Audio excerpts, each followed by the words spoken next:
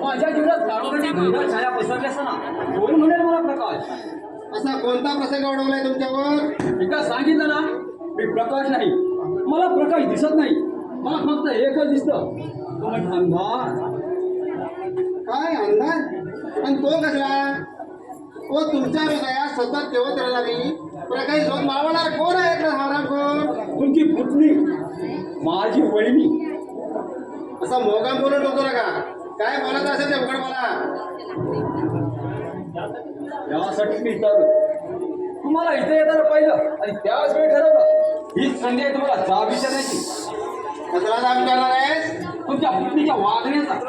काय केलं तिला? 2 वर्षापूर्वी माझ्या दादा आमच्या घरी आली आणि तोच अपशकून ठरला. घरात आली, माझ्या आयुष्याच्या घसरगुंडीला सुरुवात झाली. घरात आली आणि 6 महिन्याच्या आत मला घराबाहेर पडवलं लागलं. माझ्या आईला सुद्धा. तुम्हाला घर सोडायला लागलं तर माझा काय संबंध? आणि त्याचा आपण माझ्या पृथ्वीला माती का पडताय? तुमची प्रवृत्ती आणि एका मला त्याचा तुमचा प्रसंग उडून आलाय. अरे अभिमानानं फुगणारा माणूस या जगात सुखाला जगू शकत नाही. वा रे वा संत, हे उपदेश तुमच्या बुद्धीला का नाही दिले? दिलेत, तिला सुद्धा दिलेत, तिच्या लग्नाच्या अगोदर दिलेत.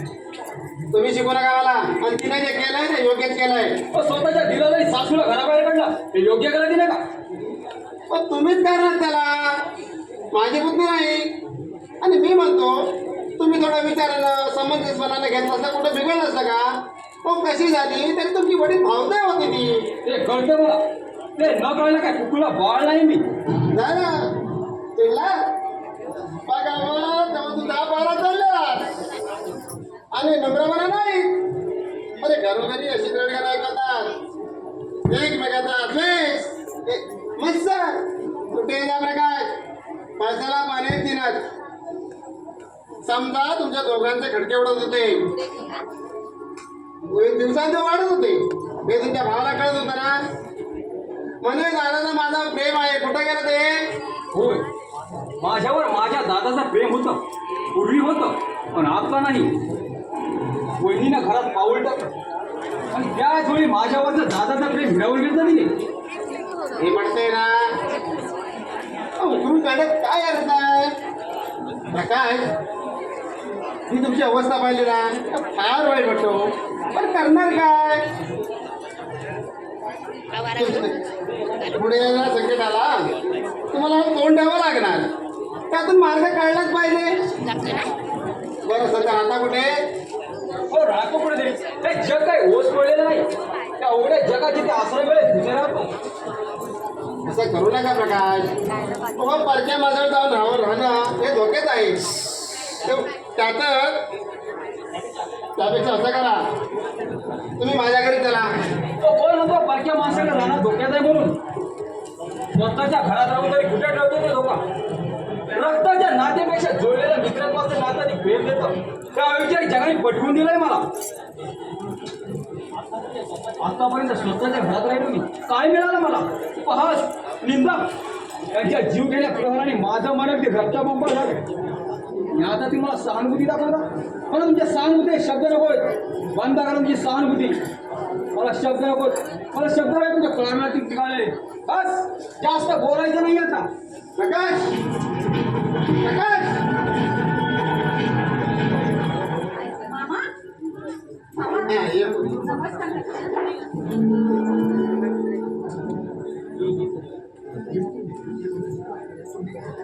बरं कसं काय चाललंय तुमचं?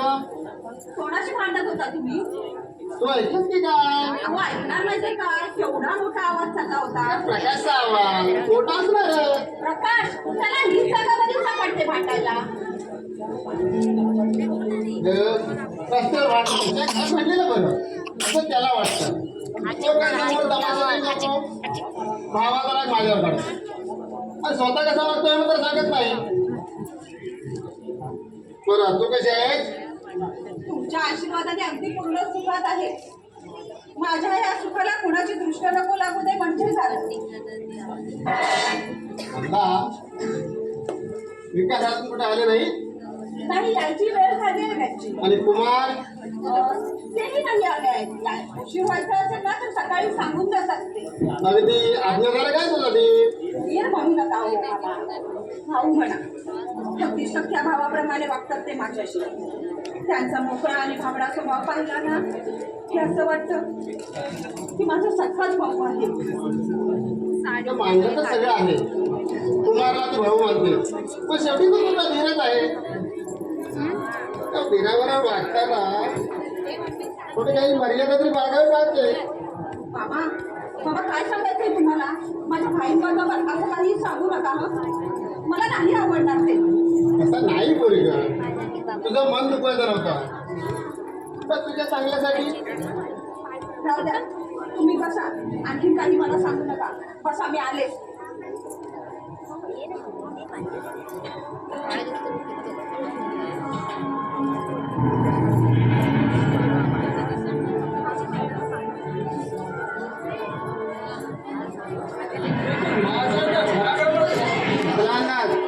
तुम्ही इथं कसा यायचा म्हणून तर परत लावलंय. मग काय मामासाहेब, कसा काय चाललाय तुमच्या भाचीचा संसार? उत्तम, अतिशय उत्तम. तिचा सुखी संसार पाहून माझं मन तृप्त झालंय. प्रकाश व तुमच्याच वयाचा कुमार पण तुमच्या स्वभावात किती आसमानाचा फरक. कुमार चांगला आहे काय तर तुम्ही. मामा कुमारला पटवून द्यायचंय की दादाचं तुझ्यावरचं प्रेम म्हणजे दवबिंदू आहे.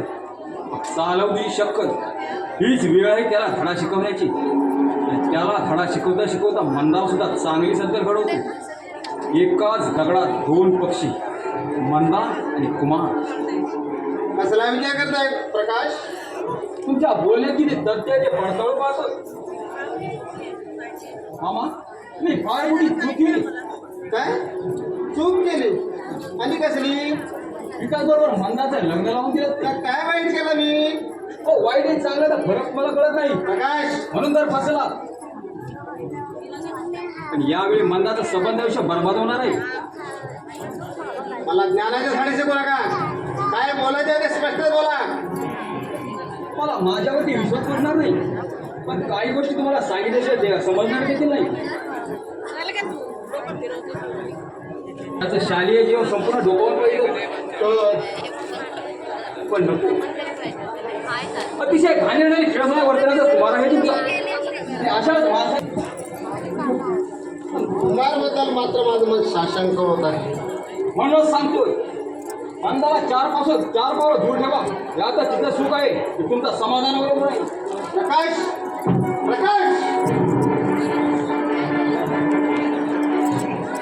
प्रकाश म्हणतो तेच खरं. काय सांगितलं खरं आहे? प्रकाश म्हणतो तेच खरं.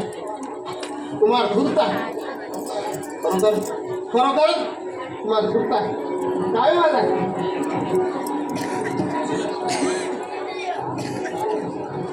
प्रकाश प्रकाश प्रकाशा कशा लागला?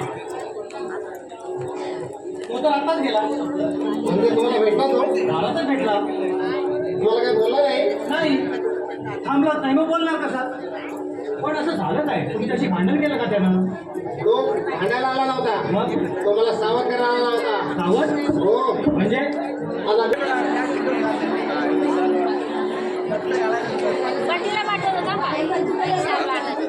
त्या समंजसपणाचं कौतुक वाटतं. यात कसं आलाय समंजसपणा? तुला बाहेर जाणाऱ्या माणसाला कुठे जातं असं विचारलं की त्याचं काम होत नाही असं म्हणतात. म्हणून शब्द फिरवून माझी कृती घेतच वाटतं. कामाला या हिची. यात कसली आली आहे ती? मला वाटलं आज रविवार पवार म्हणजे सुट्टी पवार. त्यात मी हा कपडे करून सज्ज. तुला वाटलं बाईची स्वारी निघाली सपरीला, पण वहिनी तुला विचारल्याशिवाय जाणार नाही हा कुठे. हो, आत्ता म्हणताय असं. उद्या तुझं लग्न झालं, बायको घरी आलं ना, आम्ही ना किती विसराल तुझी सगळं. काय आहे वहिनी, अगं तुझ्या लग्नाचा वाढदिवस तरी साजरा करते मला. इतक्यातच कंटाळा आला वाटतं तुम्हा लोकांना. असं कधी आम्ही म्हणली आहे का?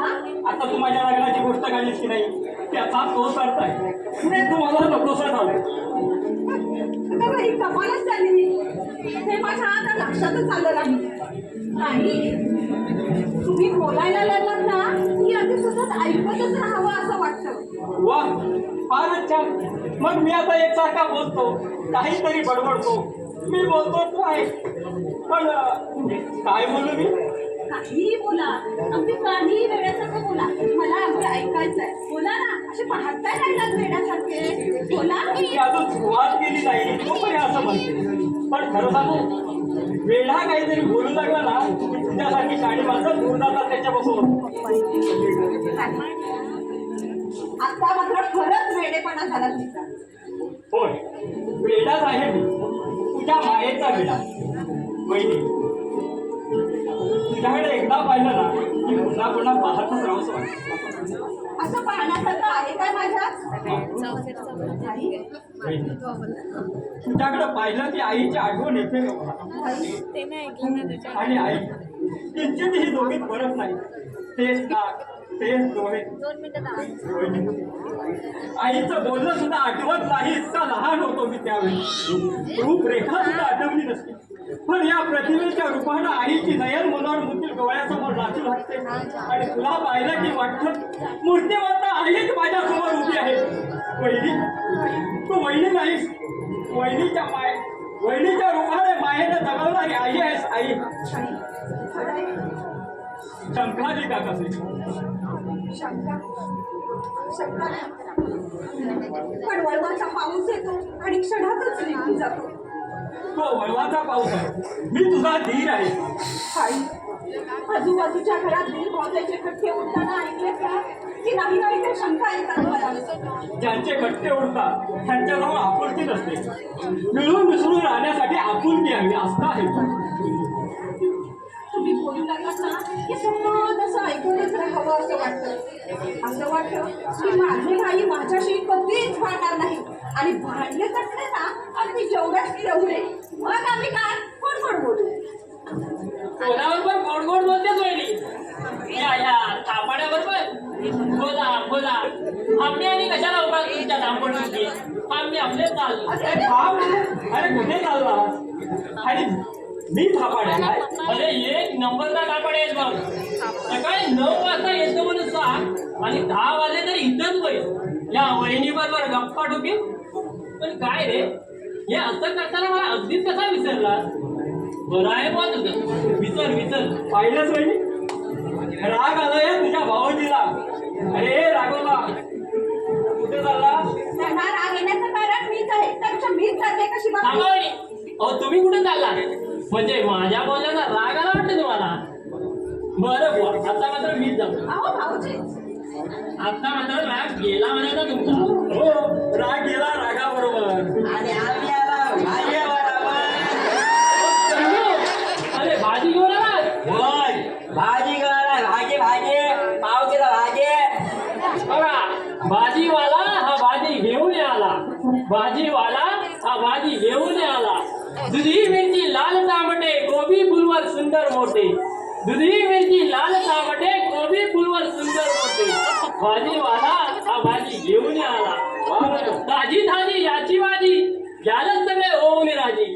ताजी ताजी याची भाजी यालाच सगळे होऊन राजी. काय चंदू, अरे भाजी तरी कशी आणले? ताजी आहे ना एकदम? ताजी, अहो एकदम ताजी. थांबा, ताजी भाजी.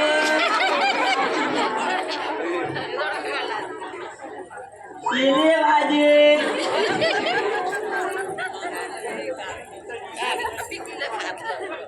छोटी भाजी, मोठी भाजी. अहो भाजी. अहो येताना म्हणजेच त्या मामीच्या बागेत गेला हा. आणि बघता तर काय असली काकडी असली होय. तुम्ही सांगतो तरी काय होती असली काकडी आणलेली हो हा. पण ते मामीने काढून घेतला कुठं वाटली पण या बघा मेला असली गाडी ती ही जाणार हा. चांगला तुझा मोहरा कधी जायचा थांबा अजून या काय अरे काय अरे भेटता की नाही हा बघा जम जम टमाटर हे काय टोमॅटो होय टम टम टमाटर लाल लाल लाली लाल अरे चंद्या अरे काय मेला 8 दिवस दुपारी होता की काय दुपारी बघितलं तर फाटीवर भात खाल्ला आणि आता चांगला माझा खातो अरे मी आता खाऊ नको की भाजी सगळी जमवती वहिनी हो ही भाजीची पिशवी घेऊन जा तर हा चंद्या ना इथं तिची भाजी करून टाकी चंदू दे पावती भाजीची पिशवी थांब थांब अजून एक टमाटर नाही खात आहे मेला असला ते खाशी माझं पुस्तक आहे हातात घेऊ दे अरे वा चंदू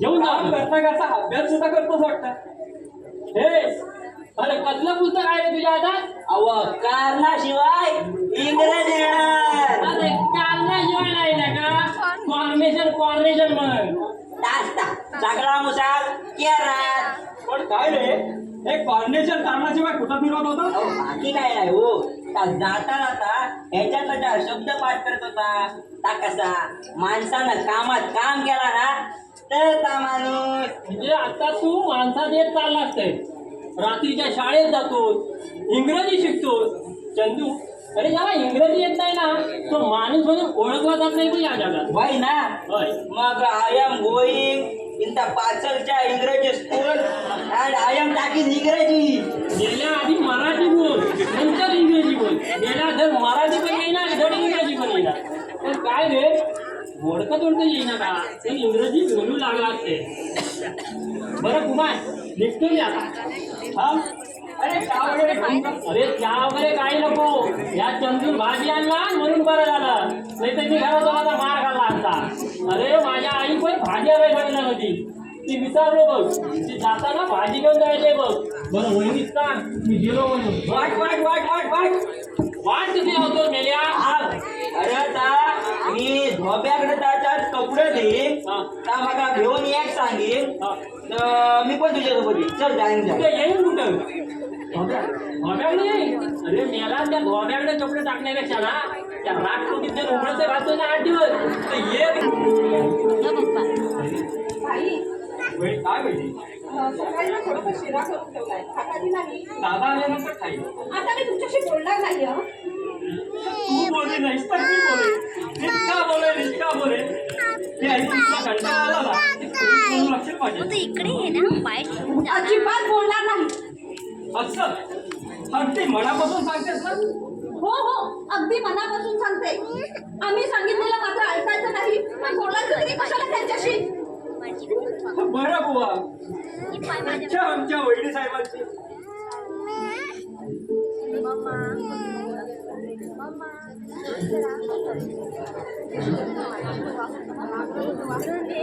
भाई भाई आता बोललीस की नाही हा हा बोलले एकदाच काय 10 वेळा बोलले भाई भाई थांब थांब थांब अगं कोणी ऐकलं तर काय म्हणे आजूबाजूला सुद्धा धीर भावया आहेत आहेत ना पुष्कळ आहेत असं मांडी भाई शोधून सापडणार नाहीत या जगात आणि तुझ्यासारखी वहिनी लाभायला 7 जन्माचं पुण्य लागतं मला वहिनी खरंच तू वहिनी नाही काय काय मी बहिणी नाही मग कोण आहे आई थंड पाय मग मी सांगितलेलं ऐकत नाही वाटतं आईने सांगितलेलं ऐकायचं नाही तर आई तरी कशाला म्हणायचं पिक्या बाळाला काहीतरी बनवावं आणि तुम्ही ते नको म्हणावं आता चाललंय हल्ली चला आता बोलूच नका माझ्याशी असं का काय करतेस वहिनी ते दादा ये म्हणले ना दादा आल्यानंतर दोघे थांबावं आणि मी म्हटलं दादाचाच भाऊ आहे अहो त्याही सांगितलं आहे मला मला जर का यायला जरा का उशीर झाला तर माझ्या बहिणीला माझ्यासाठी विश्वास ठेवू नको म्हणून तर असं सांगणारा दादा माझा शाणा आणि दादानं सांगितल्याप्रमाणे वागणारी माझी वहिनी आता मात्र खरंच बोलणार नाही हं मी तुमच्याशी. मी काही प्रतिज्ञा केली नाही तुझ्याशी न बोलायची. मला तुझ्याशी बोलायचं आहे. बोलायचं आहे ना, मग माझं ऐकायचं नाही का? असंच ना? बरं बुवा, ऐकायचं ऐकायचं. ऐकायचं आहे का? मग चला, गरमागरम शिरा केला आहे तो खाऊन घ्या. चला का म्हणजे दादा आल्यानंतर चला म्हणते ना, चला. दादा तर येऊ दे. चालू द्या, चालू द्या. तुमचे काय चालताय ते चालू द्या. नेहमी तुमच्या कशा आनंद नजर घालू नाही मामा, अहो तुम्ही आला तरी आम्हाला आनंदच आहे. सांगावं लागतं ते म्हणा. आजपर्यंत त्याला सांगावं मी ऐकलं नाही असं कानावर गेलं माझ्या. आणि लक्षात ठेव, हा जे प्रत्यक्ष पाहिलंय जे पाहून येते आणि माझं वयस्कर मुलांनी पाहून येतं पाहिला मी. काय बोलताय तुम्ही मामा? हे मला काहीच कळत नाही झालंय. पण हे मला कळत नाही. कसं कळेल? कसं कळेल तुला? नीट काम करणाऱ्या माणसाला मी चांगलंच काम करत आहे असे करणाऱ्यांची समजूत होते. उगाच काहीतरी अभद्र बोलू नका तिला. मी अभद्र बोलतो? मी अभद्र बोलतो? अरे तुम्हाला अभद्र वर्तन करायला काय शरम नाही वाटत? कोणाला? आम्हाला? चला. आज तुमच्या हातात हात दिसले, उद्या गाळ गाळ घालून बसाल. अरे महाराज नाही तर ह्या जनाची तरी लक्ष करा. तेव्हा मामा चालतोय होय तो. मला कळतंय माझ्या अण्णांना तुम्हाला अडकटी झाली. आता पाहतोच काय तिच्याकडे? एकदाच काय पुन्हा पुन्हा पाहिजे तिच्याकडे. पण मी तिच्याकडे पाहतो हे तुम्हाला का पाहत नाही? मी तिच्याकडे पाहतो पण कसा? खूप जसा आपल्या आईकडे आशेनं पाहतो तसा. आणि मी बघते आईकडे, पण कशी? आई जशी मुलाकडे पाहते ना, अगदी तशी. पण आम्ही दोघं एकमेकांकडे पाहतो हे तुम्हाला का पाहत नाही? तुमच्या डोळ्यात का खुश होते? लहानपणीच आईच्या मायेला मुकलेले माझे भाई, त्याने आईची अपेक्षा माझ्याकडून केली तर काय वावगा आहे त्यात?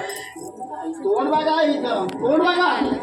हाय हाय अंडा, तिथे आहे ती. तर आई नकोय तिच्यासाठी बायको हे बायको. मामा मी पण सोडू का कोणती तिला? गाडी आहे तू?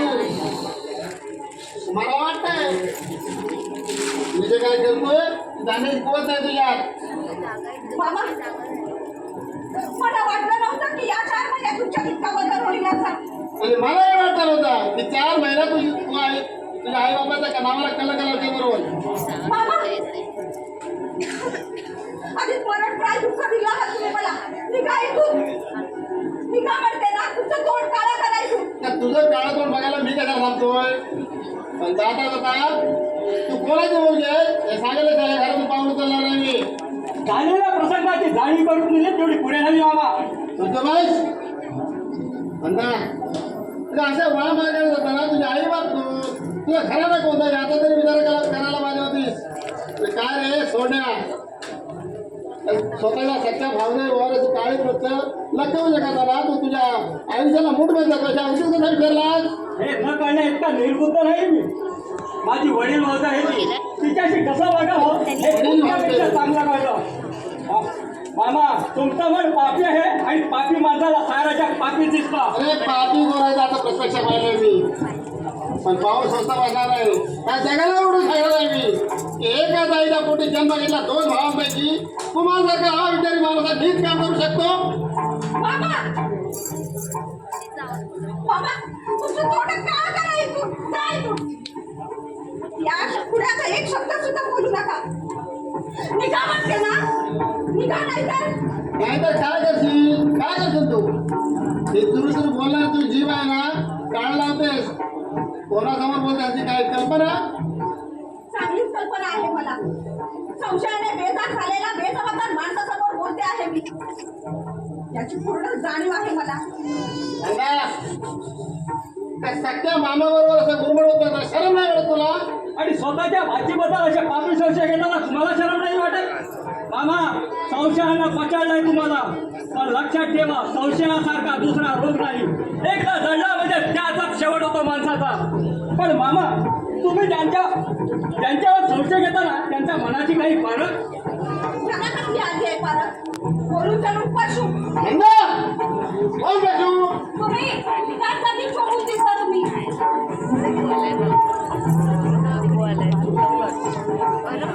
संशयाने अंधा बनलेल्या तुमच्या सगळ्या नराधमाला अशुभ नावात शोधून दिसत आहे. आता एक चित्ताने ठेव, नाहीतर नाही तर काय करा तुम्ही तिथं? ठीक आहे, मी नंतर काय तुला.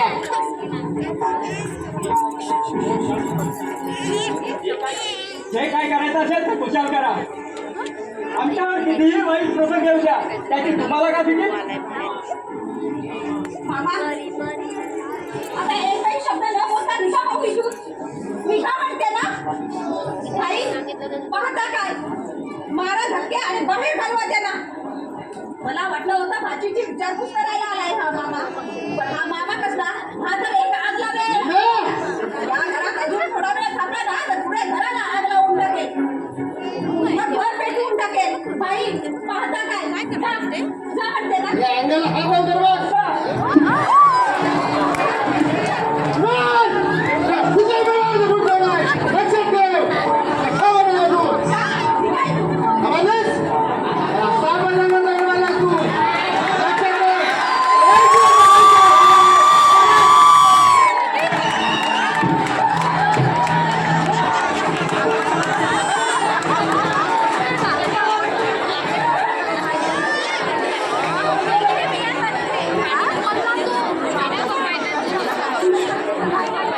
नको, मला हात पाडू नको.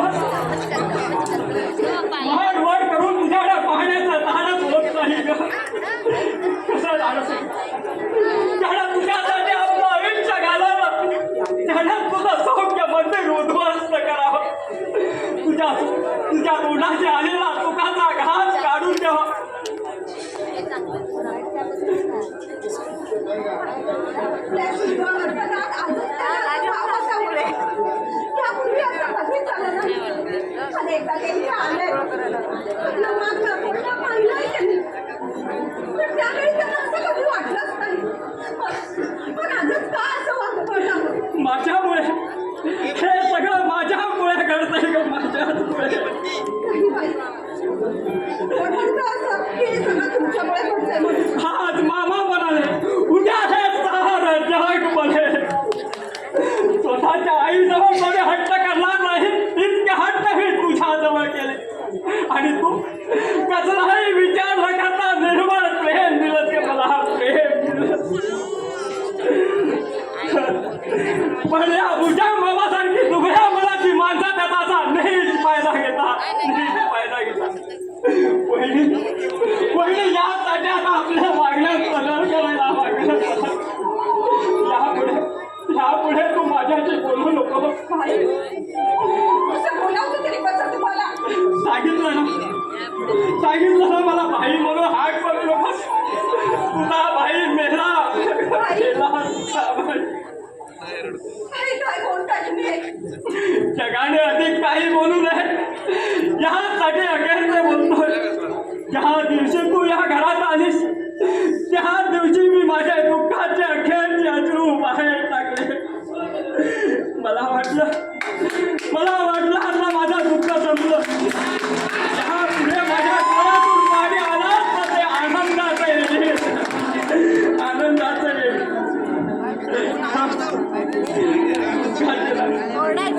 पण आज तुझ्या मामाच्या रूपानं आपल्या घरात कलीने प्रवेश केला आहे. मनाला लावून म्हटलंय बाई तुम्ही. काय म्हणावं कोणी म्हणतो कोण माझ्या बाईचं? तू दादा अरे माझ्यासाठी माझ्या बहिणीला बोलू नकोस. मला ते सहन होत नाही. पण तुमच्या वागण्यात असं बदल काय? मामाने काय केलं सांगा, मला कळलं पाहिजे. अनपेक्षितपणे उद्भवलेल्या प्रसंगानं माझ्या मनात वादळ निर्माण झालं. याचा उलगडा झाला की माझं मन शांत होणार नाही. कोणत्याही प्रसंगी माझा कुमार सुखी दिसायला हवा. माझा कुमार म्हणजे माझं सुख आहे. माझा कुमार म्हणजे माझा आनंद आहे. आता जातो मामाकडे. अहो, असं काय करताय?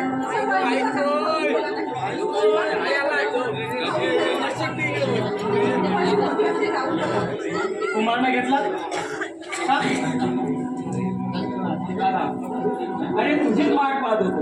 तू आता आलाय तुझ्याबरोबर घे. ठीक आहे, मंदा जा चहा ठेव.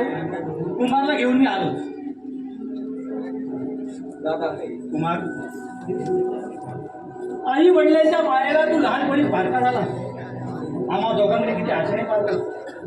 म्हणून आई बाबा करणार नाही का त्याग मी तुझ्यासाठी करणार आहे.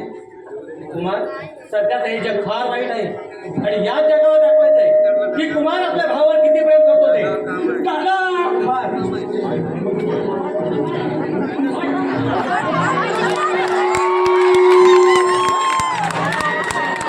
धन्यवाद धन्यवाद. श्री मल्लिका अर्जुन नाट्य मंडळ वाडीलिंबू नाट्य मंडळ यांचे निर्माते श्री उमेश लोटणकर